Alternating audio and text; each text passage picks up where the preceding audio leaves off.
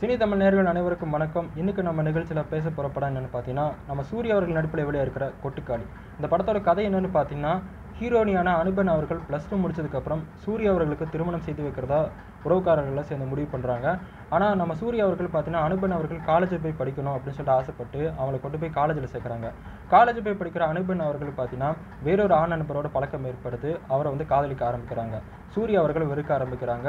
இதுக்கப்புறம் சில நாட்கள் அனுபன் அவர்கள் மௌனமாக இருக்கிறாங்க. உறவுக்காரர்களாக அவருக்கு ஒரு பேய் பிடிச்சிருக்கு அப்படின்னு சொல்லிட்டு அவரை கூட்டிகிட்டு போய் சாமியார்கிட்ட காட்டுறாங்க. அப்படி காட்டும்போது பார்த்தீங்கன்னா, அங்கே கதை வேறு திசையில் பயணிக்க ஆரம்பிக்குது. இதுக்கப்புறம் நம்ம சூர்யா அவர்களும் அனுபன் அவர்களும் காதலித்து கல்யாணம் பண்ணிக்கிட்டாங்களா, உண்மையாலுமே அனுபன் அவர்களுக்கு பேய் பிடிச்சிருக்குதா அப்படிங்கிறதான் இந்த கொட்டுக்காளி படத்தோட கதை. இந்த படத்தோட இயக்குனரான வினோத்ராஜ் அவர்கள் இதுக்கு முன்னாடி கூழாங்கல் என்ற ஒரு அற்புதமான திரைப்படத்தை கொடுத்துருக்காரு. இந்த படம் சிறந்த இயக்குனருக்கான அவார்டை வின் பண்ணிச்சு. நம்ம கிறிஸ்டோபர் நாலன் அவர்கள்கிட்டே அவார்டு வாங்கியிருக்காரு. ஸோ இந்த படத்தை நம்ம சூர்யா அவர்கள் நண்பரான நடிகர் சிவகார்த்திகேயன் அவர்கள் இந்த படத்தை தயாரிச்சிருக்காரு. ஒரு வணிக சினிமாவுடைய மிகப்பெரிய ஒரு ஹீரோவாக இருக்கக்கூடிய சிவகார்த்திகேயன் அவர்கள் இந்த மாதிரி ஒரு தரமான படத்தை தயாரிக்கிறது அப்படிங்கிறது ஒரு வரவேற்கத்தக்க ஒரு விஷயம்.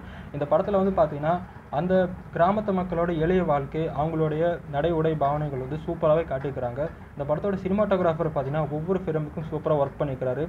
இந்த படத்தில் பார்த்தீங்கன்னா, சவுண்ட் டிசைனிங் சூப்பராகவே வடிவமைச்சிருக்கிறாங்க. இந்த படத்தோட சவுண்ட் டிசைனிங்காக ஒர்க் பண்ணது பார்த்தீங்கன்னா சுரேன் அவர்கள் ஒர்க் பண்ணியிருக்கிறாங்க. இந்த படத்தில் பார்த்தீங்கன்னா ப்ளஸ் பாயிண்ட்னு பார்த்தீங்கன்னா நம்ம சூர்யா அவர்களோட ஆக்டிங் அப்படின்னு தான் சொல்லணும். சூர்யா அவர்கள் பார்த்தீங்கன்னா தொண்டை கவன கதாபாத்திரத்தில் சூப்பராக நடிச்சிருக்காரு. இந்த படம் ஒரு உலக சினிமா பாணியில் இந்த படத்தை கொண்டு போயிருக்காரு இந்த படத்தோட இயக்குனர் வினோத்ராஜ் அவர்கள். மறக்காமல் இந்த படத்தை போய் தேட்டரில் போய் பாருங்கள். உங்கள் எல்லாருக்கும் ஒரு பிடித்தமான ஒரு கமர்ஷியல் படமாக இருக்கும் அப்படின்னு தான் நான் நம்புகிறேன்.